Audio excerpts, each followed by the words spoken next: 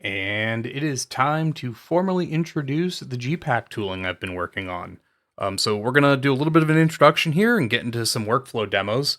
But GPack is a tool that treats source code as source code and does dependency management that keeps LabVIEW happy.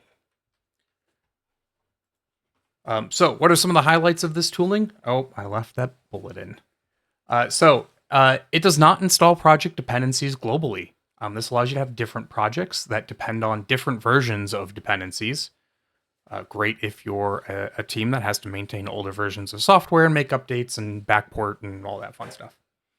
It is CLI-based tooling, so that means it is pretty easily scriptable, automatable, and can be integrated with other tooling. It does have a GUI log, but it does not do any command line output. It is not currently using GCLI or LabVIEW CLI. I do plan on having the log spit out to a file that can be used by other tooling. But right now, nothing is put out to the command line. The GUI does not have any pop-ups or dialogues that block execution. It just goes away once it finishes running.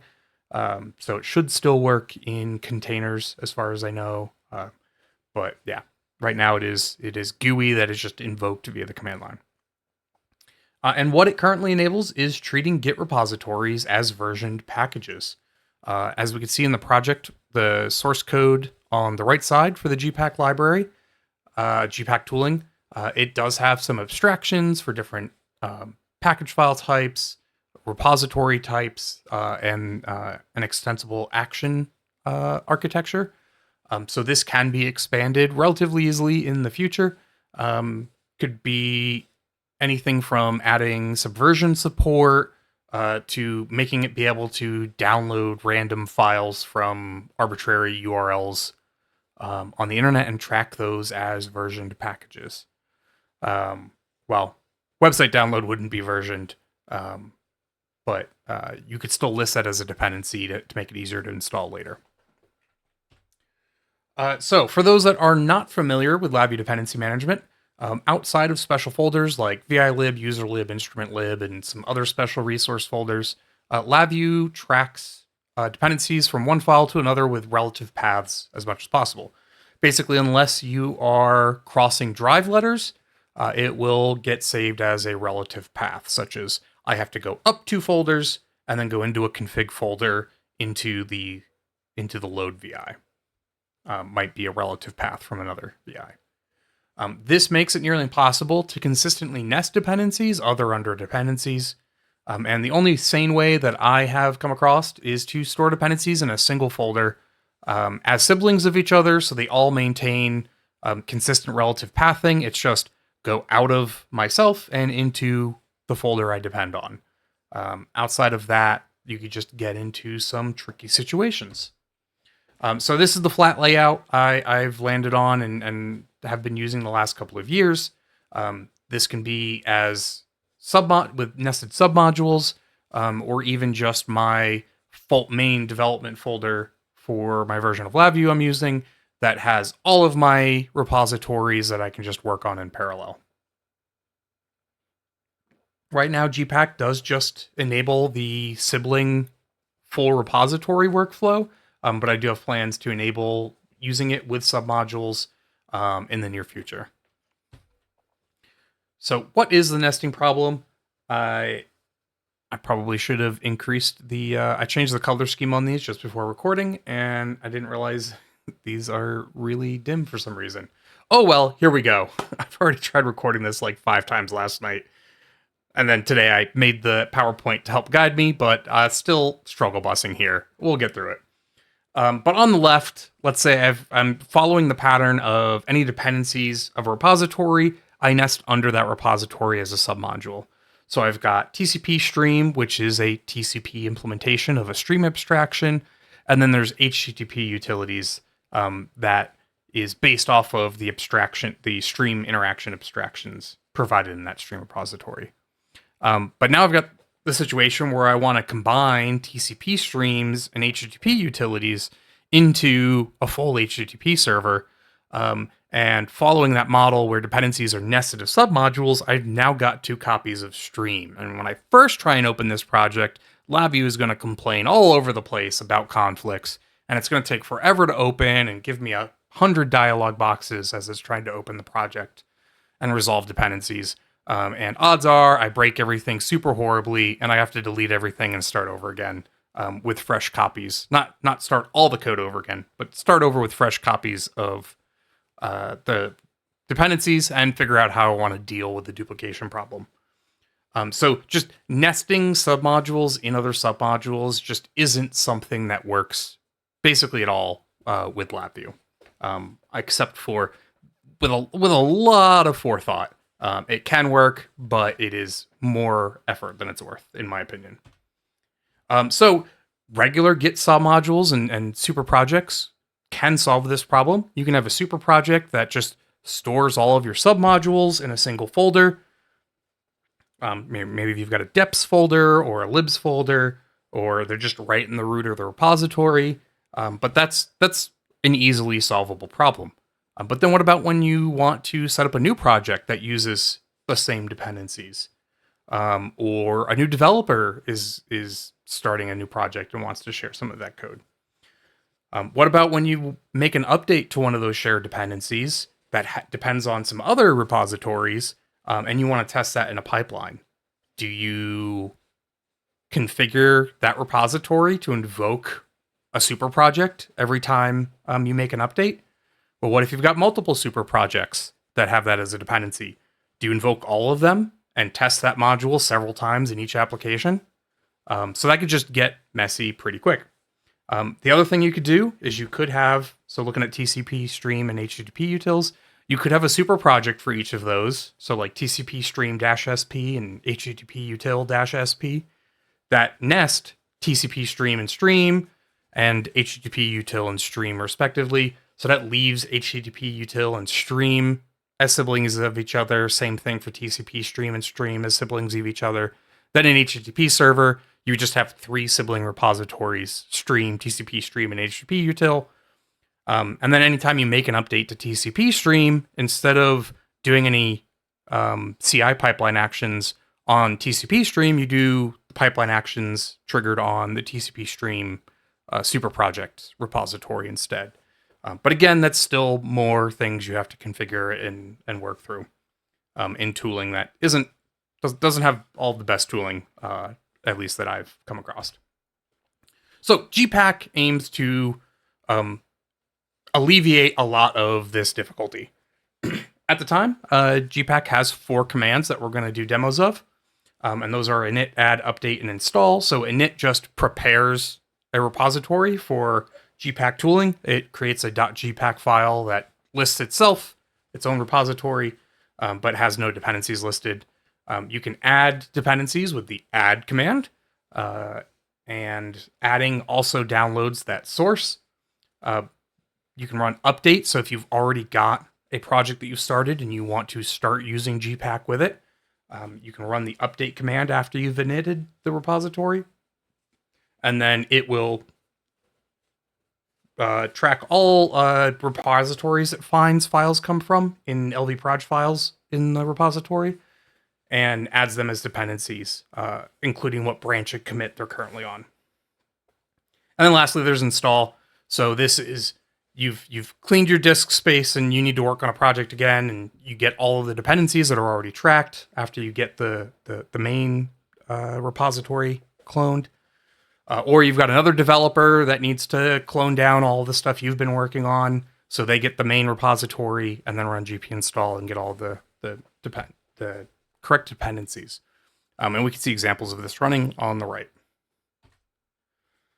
GPack does track and handle recursion and nested dependencies. So anytime it downloads dependency source, it checks to see if it does have a GPack file. If it does, it looks at its dependencies and adds them to the install list, except, of course, if those dependencies have already been added to the install list. It doesn't do anything fancy yet, like check for version conflicts. Right now, it will just check out different repositories to whatever the last managed dependency entry is. So there's still some work to clean that up and make that more robust. Um, but I will be using this tool before I have that done. And GPack is not a virus tool. You can use Git repositories that don't have a GPack file. It just, of course, if that repository depends on other repositories, GPack won't automatically handle that for you. But you could manually clone down all of those repositories in, adjacent to another project. Have that, you're presumably have those cloned down because you're going to be using code from that. When you run a GP update, GPack would find those and list each of those repositories in whatever repository you run the GP update command in. So it would still track everything once you run the GP update. So this does use JSON text by JDP Science and the Git API by Hample Software Engineering, two really awesome bits of code. So thanks to those two for sharing that with the rest of the LabVIEW community. But it is time to do the damn thing. So let's take a look at this actually working. So I've got my super creative name of GPack tests here as a new empty, mostly empty GitHub repository. It's just got 3 files that GitHub can make for you by default. And I do have this cloned down already. So here it is on my local disk. It doesn't have a GPack file or anything yet. So let's get this working with GPack. So I'm going to open up a command prompt in this folder, and I'm going to do gp init. This is going to be really boring because it's just going to create and save the GPack file. So now it tracks its own dependency, its own repository, and the dependencies array is empty. So let's go ahead and add a dependency to this. So I've got an application framework that I've been working on, and I'm going to want to write a whole bunch of different applications with. So I'm going to get the HTTPS clone URL from this and head back to the command line. I'm going to gp add. This is a Git repository, and I know that I want the feature module branch. So now we're going to get a bit more activity in the log here. So this is adding Volatus right now. But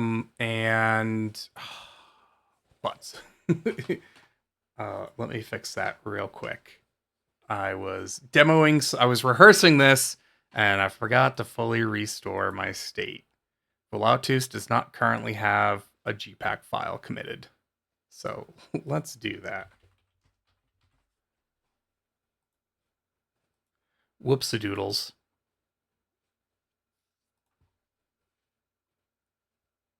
Okay. Bloopers everywhere. So we're just going to get rid of that. I'm going to get rid of that, and we're going to start over. This is definitely one of the nice things about this, is you can just delete dependency folders, and they're not like submodules, which is just going to make it get completely freak out. But yeah, so let's init again. Get back our minimal GPack file, and now let's add Volatus again, now that it has a GPack file. And now we can see it's getting the configuration and deployment management repository, the HTTP server, the utilities, promises, proto, buff compiler tooling, and all sorts of stuff. So I obviously only specified Volatus, but because the Volatus repository has that GPack file in it that lists all of these dependencies, it obeys those nested dependencies for me. And now I've got everything I need to use to make sure Volatus has everything it needs, and I could start developing in GPack tests. If we look at the GPack file, it now has that entry on Volatus. Now, if I were to actually start doing development and pull Volatus into a project and then run a GP update to update the version pointers, the commit hashes that it is tracking for everything, all of those other nested dependencies would show up in here.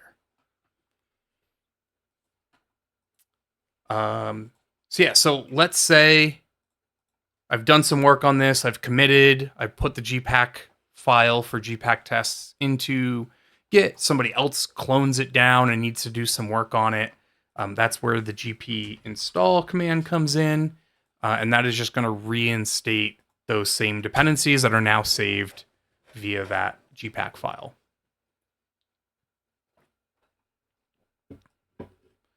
So we can see them coming in now.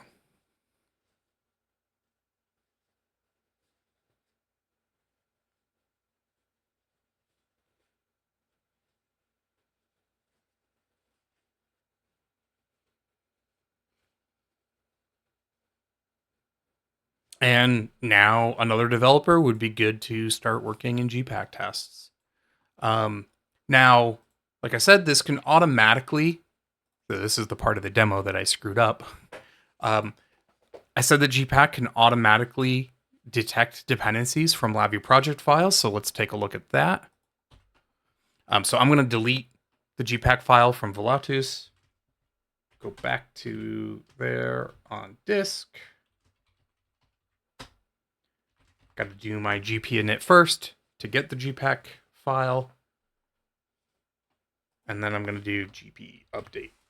Now, I don't have all the logging implemented for the update command yet. So this is going to be pretty boring in the GUI. So it does have some error handling. Oh, I lied about the pop-up dialogues. Presumably you'd test this first, get your command line calls correct. But yeah, I need to add all proj. I could specify a specific project I care about updates from, but I'm just going to do all proj.